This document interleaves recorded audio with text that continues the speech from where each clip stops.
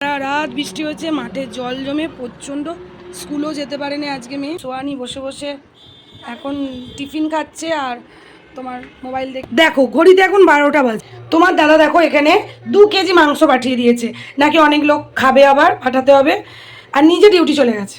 দেখো সোয়ানির পাপা তো সকাল সকাল ডিউটি চলে গেল, ওই কাঁথির দিকে একটু কেসের ব্যাপারে ছিল, সেই জন্য চলে গিয়েছিল। ওই জন্য আমরা যেতে পারলাম না এইদিকে, বাপের বাড়ির দিকে নিমন্ত্রণ ছিল পিসির বাড়িতে। দেখো আমি যেহেতু ছিলাম না তাই আমার কথা জিজ্ঞেস করছিল।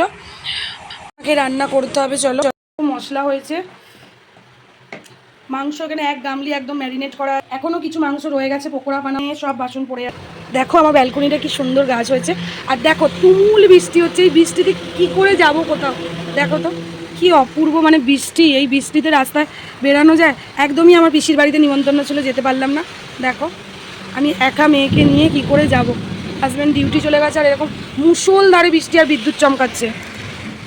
রেসটা দেখবে সামনে থেকে বুঝতে পারবে। এটা সোয়ানি স্কুলে যায়নি, বাড়িতে বসে বসে খেলছে, দেখো না কি কাণ্ড করছে, কাজের লোক আসেনি, বাসন মাজা হয়নি, এদিকে আমি রান্না করছি, 4 জন খাবে বলেছে সেই জন্য।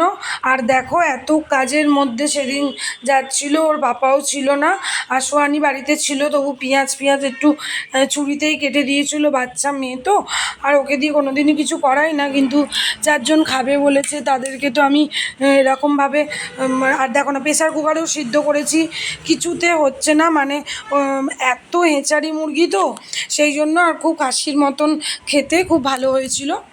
বলো, দারুণ খেতে হয়েছে।